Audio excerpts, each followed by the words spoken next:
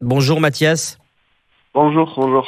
merci d'être avec nous ce matin sur Maritima. Vous allez venir près de chez nous à Istres le 27 Exact. avril lors d'un tournoi de rugby touch pour évoquer votre témoignage, notamment ce que vous avez vécu. C'était déjà il y a quelques années. Vous C'est ça. étiez âgé de 18 ans et vous êtes devenu tétraplégique après un plaquage lors d'un match de rugby dans le cadre de l'UNSS. Exactement, oui. C'est ça. C'est un moment de vie qui change complètement la vie. Votre vie a été bouleversée. Racontez-nous un petit peu comment s'est passé ce plaquage. C'est plus une agression. En tout cas, c'est ce que vous indiquez régulièrement. C'est ça, exactement. Alors, pour tout vous dire, aujourd'hui, j'ai 19 ans, donc je suis originaire des Hautes-Pyrénées, où c'est que j'habite avec mes parents. C'était un 14 décembre 2022, j'étais âgé de 16 ans alors, ce jour-là. Et malheureusement, j'ai été victime d'une agression sur un terrain de rugby. Alors, pourquoi j'endosse le terme d'agression et pas de fait de jeu? Parce que tout simplement, moi, j'étais capitaine de mon équipe, je récupère un ballon, j'étais de dos, et après avoir lâché le ballon, j'ai un joueur qui m'a pris par derrière, qui m'a soulevé, m'a porté sur 3 mètres et m'a lancé vers l'avant. Je suis retombé sur la tête et ce qui m'a brisé les cervicales. Voilà ce qui m'a fait devenir tétraplégique incomplet. Donc les circonstances font que voilà, il y a eu acte volontaire qui avait intention de nuire. Le joueur n'a jamais voulu reconnaître les faits. On est parti de suite en procédure, donc pour deux parts. La première, c'est pour une reconnaissance, parce qu'on n'a jamais été reconnu par les institutions en tant que victime. On a toujours été reconnu voilà, sur une petite indemnisation de 20 000 euros, alors que ça aurait été en club de rugby, c'était minimum 4,7 millions, sachant que voilà, moi je faisais 7 ans de rugby en club, et j'ai jamais été reconnu par ces institutions-là. Et d'une autre part, pour reconnaître que c'était un acte volontaire où c'est qu'il y avait intention de nuire. Donc le résultat de ce premier délibéré a été assez minoré, parce que bon, le jeune a pris pour acte volontaire certes, mais rien sur le casier, 9 mois de prison avec sursis et 2 000 euros d'amende qui vont à l'État. Donc, voilà, Jamais d'excuses également. Vous n'avez jamais eu de contact avec la personne. jamais. Jamais. Jamais, jamais. Moi, comme je dis souvent, voilà, l'acte qu'il a effectué sur ce terrain, ça résume la personne, c'est-à-dire qu'il a effectué ce geste de dos, donc avec une lâcheté telle que voilà, qu'il s'est relevé, qu'il est reparti comme si de rien n'était, et jamais il n'est revenu. On l'a vu une fois avant le procès où c'est que bon, en pleurs, il s'est excusé. Mais bon, comme je lui ai dit, je lui ai dit, écoute, moi je te souhaite pas de mal, je veux juste que tu dises la vérité maintenant, et puis tu continues à faire ta vie. Il n'a pas dit la vérité, et voilà. Donc on est toujours au même stade pour l'instant. C'est qu'on attend notre reconnaissance morale, qui est là, mais bon, assez amoindrie, et puis une reconnaissance financière aussi qui devrait nous dédommager de tous les frais que comporte l'handicap à ce jour, quoi. Alors Mathias Dantin, on se souvient également qu'après ce fait, après ce que vous avez subi, l'UNSS, le sport à l'école, le sport scolaire que tout le monde connaît, Oui, avait temporairement suspendu oui, le rugby pendant 2 semaines. c'est ça, c'est ça. Oui, oui, ça avait fait beaucoup de bruit.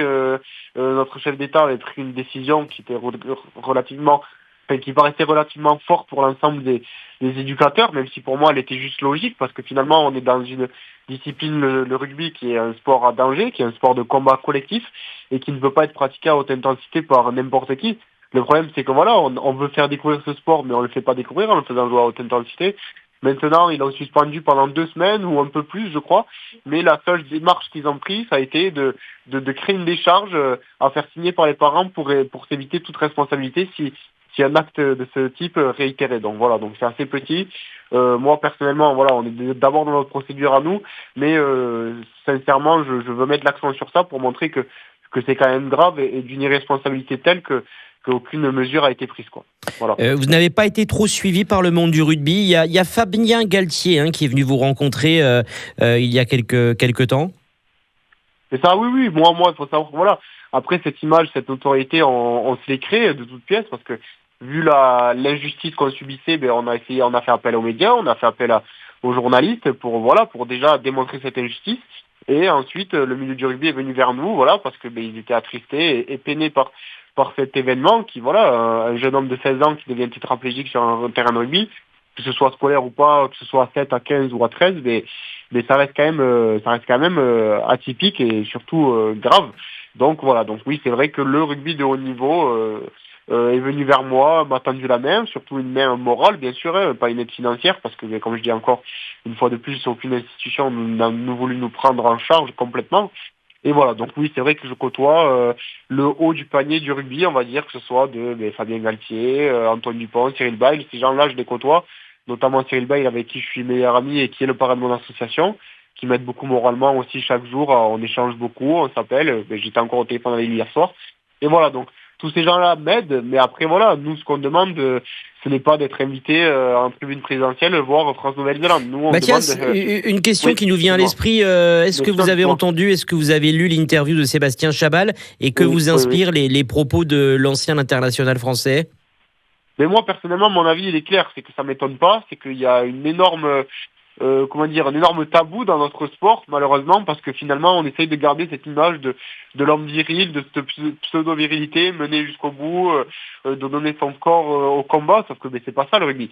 Le rugby, ça véhicule de belles valeurs, mais à quel prix? Voilà, c'est bien de faire une énorme carrière, mais si pour qu'à 30 ans ou 40 ans, on perde toute mémoire, et encore, c'est la mémoire, ce n'est que la mémoire, c'est qu'il y a des gens qui sont qui sont touchés encore plus gravement, Comme ne vous. serait-ce que de la tête. Donc voilà, donc moi ça m'étonne pas. Moi j'ai eu beaucoup d'échos sur les chocs, crâniens qui ont des effets très néfastes. Moi ce que je pourrais dire, c'est que on peut pas reprocher à la FFR de ne rien faire au niveau des règles établies. Ils essayent de faire des choses, mais après maintenant c'est des sanctions à mettre en place et c'est surtout un suivi médical qui est hyper important et dès le plus jeune âge, à partir du moment où c'est qu'on subit des chocs.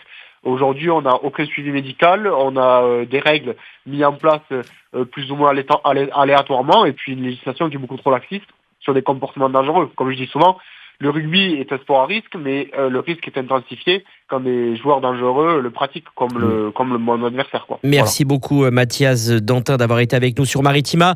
On rappelle, vous allez venir le dimanche 27 avril à Istres pour un tournoi de touch rugby en gymnase Le Podium. Un tournoi également pour une bonne cause. C'est ça, oui, exactement. J'ai été sollicité par cette association, donc je dis avec grand plaisir pour venir et témoigner. Et donc voilà, donc c'est ce que je fais régulièrement, je fais intervenant conférencier et au plus grand nombre dans les entreprises, les clubs de rugby et les écoles de rugby de l'éducation nationale. Voilà. Merci beaucoup d'avoir été avec nous ce matin sur Maritima.